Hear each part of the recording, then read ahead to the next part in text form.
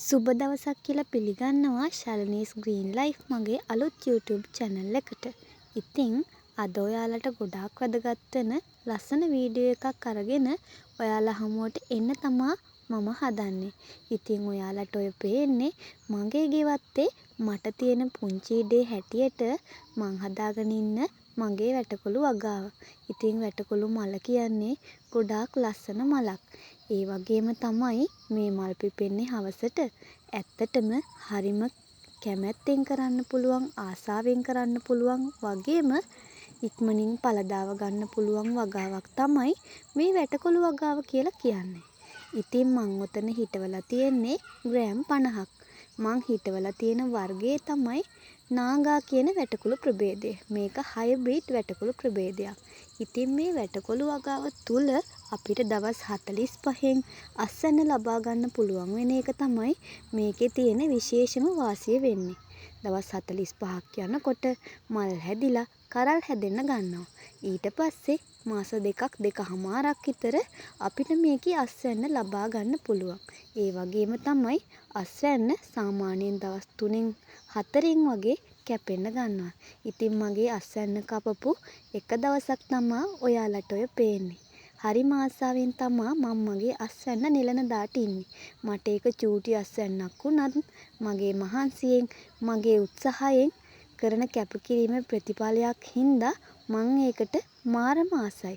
ඉතින් මේ වගේ වැඩවලට මගේ චූටි මැණිකත් මම පස්සෙන්ම එනවා. ඉතින් එයාලවත් හවුල් කරගෙන වැඩ කරගෙන තමයි මම මේ වගාවල් කරගෙන යන්නේ. ඉතින් ගෙදරට වෙලා නිකාම්ම ඉන්නේ නැතිව මොකක් හරි තමන් කරන එක ඇත්තටම ලොකු දෙයක්. ඉතින් මගේ එක දවසක අස්වැන්න කිලෝ 10ක් තිබ්බා. ඉතින් ඒක මම කඩේකට ගිහිල්ලා දැම්මා කිලෝවක් 300 ගානේ. ඇත්තටම සල්ලි වලට වැඩිය අපිට ගන්න පුළුවන් මානසික සතුට කියලා නිම කරන්න බෑ.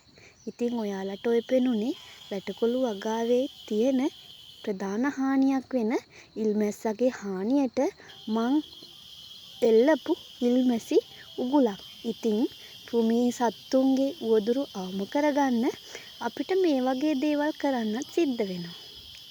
ඉතින් අද ඔයාලට මම ඔය පෙන්නුවේ මගේ පුංචි වැටකොළු වගාව. ඉතින් මට චූටි ඉඩක් තියෙන නිසා තමයි මම එහෙම වගාවක් කරගෙන යන්නේ. ඉතින් ලොකු ඉඩක් තියෙන ඔයාලට පුළුවන් මේක මහා පරිමාණයෙන්ම කරන්න.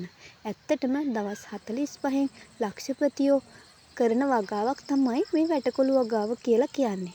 අද වෙළඳ පොලේ එළවලු වල තියෙන මිලත් එක්ක අපිට මේ වගාව ඉඩ තියෙනවා නම් ඇත්තටම කරන්න සුදුසුම වගාවක්. අපිට මේකේ චූටි අපහසුවක් තියෙන්නේ මැස්ස හදාගන්න එක විතරයි. ඒක විතරයි අපිට අපහසු කාර්යයක් වෙන්නේ. ඊට පස්සේ දවස් 45ක් ගියාම අපිට අස්වැන්න අරගෙන ඉක්මනින් දියුණු වෙන්න පුළුවන් මාර්ගයක් හදන එක භෝගයක් තමයි මේ වැටකොළු කියලා කියන්නේ. ඉතින් මගේ අම්මා තාත්තලා නම් මේක මහා පරිමාණයෙන්ම කරනවා. ඒ නිසා ආසාවට වගේ තමයි මම මේ වත්තේ චුට්ටක් හදන්න කියලා ගත්තේ. ඉතින් මගේ මේ වීඩියෝ එක බලන ඔයාට ඉඩ ගොඩක් තියෙනවා නම් පරක්කු වෙන්නේ නැතිව වතුර තියෙනවා නම් අනිවාර්යයෙන්ම මේ වගාව ඔබේ ආර්ථිකය ශක්තිමත් කරගන්න තෝරගන්න කියලා මම ඔයාලගෙන් ඉල්ලනවා. ඒ වගේම තමයි මේ වගේ ලස්සන අර්ථවත් වීඩියෝ බලන්න මගේ channel එක subscribe කරලා මාත් එක්ක දිගටම එකතු වෙන්න කියලා ආදරණීය චූටි ඉල්ලීමකුත් වීඩියෝ එක අවසානයේදී මම කරනවා. ඉතින් නැවතත් ලස්සන වීඩියෝ එකකින් හමු වන තුරු ඔයාලා හැමෝටම සුබ දවසක් ප්‍රාර්ථනා කරමින් අදට මම ඔයාලගෙන් සමුගන්නවා.